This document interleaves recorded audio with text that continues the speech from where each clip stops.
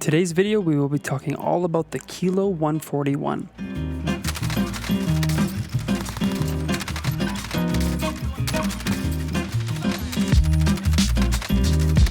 Broken?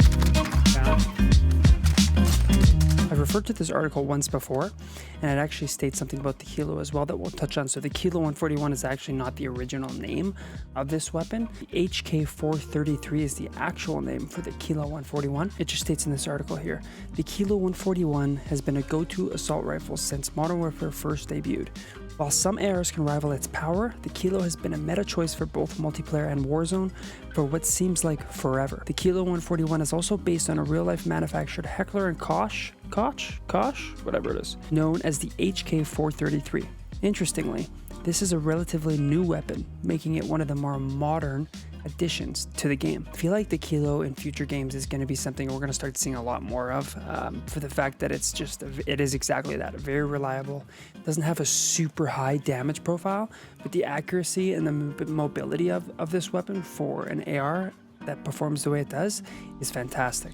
A little bit of information about the actual gun, the origin of the HK433. The HK433 is a modular assault rifle developed by HK Company. This weapon was first publicly revealed in 2017. The HK433 was aimed to replace the G36, which is used as a standard issue infantry rifle in service with Germany. Now, the G36C, we've seen that gun before in the Call of Duty in the past. So if you remember, the G36C was a super sought after gun in Modern Warfare. It performed similar, but I feel like it was kind of like a submachine gun, but it had definitely a higher damage compared to the actual Kilo. Didn't shoot quite as fast, but it definitely had a higher damage. So we saw this G36C Call of Duty 4, Modern Warfare, the original, and then we also saw it in Modern Warfare 3, which it was a very, very dominant gun in that game as well. So the damage stats for the Kilo 141, it hits a 42 to the head, a 28 to the chest, and then the exact same to the stomach and extremities at 28 damage. And this is always in reference to a full shield and health player. Just to kind of simplify, that player will always have 250 HP. So if we do the math there, of course, aiming for the head is going to be the obvious one. For this chest, if you actually look at the chest compared to the stomach and extremities, I've never understood how they differentiate some weapons hitting harder to the chest and not as hard to the stomach and extremities. Like if you really get down to it, it definitely should hit more to the chest. If somebody gets shot in the arm or the leg, it's not as effective as getting shot right in the chest. So it doesn't quite make sense to me, but those are the stats for this weapon. So I wanted to create some context to the rate of fire for the top assault rifles in the game right now. So if we look at the Kilo 141, we got A rounds per minute of 751. If we look at the Krig, we got a 652.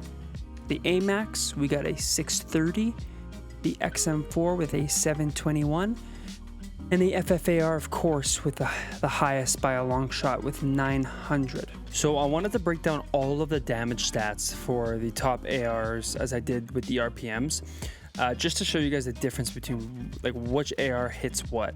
And there's one thing that I just find confusing, and I mentioned it earlier in the video and I'll mention here again. So the Kilo 141 is a headshot 42, chest, stomach, and extremities 28. The Krig has a headshot 45, stomach 33, stomach and extremities 30. The AMAX definitely hits the hardest to the head, which is just like, if you're going for headshots and if you're able to hit that upper body, the AMAX is definitely your best bet.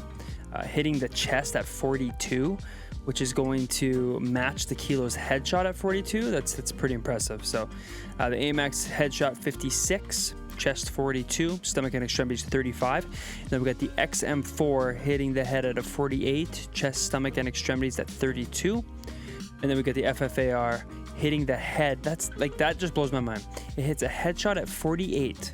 Chest, stomach, and extremities at 27, so a huge drop off there, and that was probably one of the recent nerfs that they did to the weapon. But the fact that it's a headshot, the headshot hits a 48 and it shoots 900 rounds per minute. If you're able to hit any headshots with the FFAR, absolutely frying the guy. Something to consider. The one thing that still confuses me though with all this is the fact that stomach and extremities and chest are the same for 3 of the top guns in this game, being the FFAR, the XM4, and the Kilo 141. And it just doesn't make any sense, because if you think about it, hitting the chest and hitting the stomach and extremities are very different. Like, it's just common knowledge. It should hit way harder to the chest than it does to the stomach and extremities. So that's just one thing I find so confusing. Like, for example, for that damage drop off from the FFAR, hitting a 48 to the head and then dropping like 20 damage points to the chest, stomach, and extremities, like it should hit harder to the chest. And in my opinion, the FFAR should have like a 40, or it should have the least amount of headshot damage,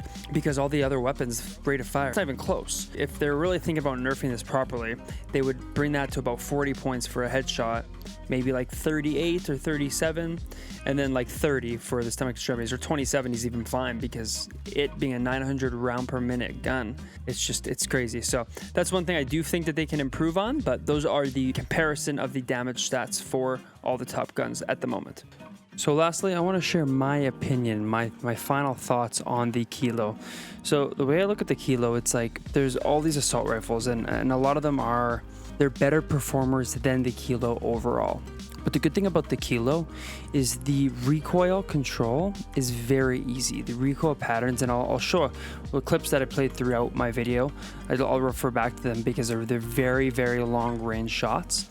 And if you look at the Kilo, I don't even think I'm crouched in these clips.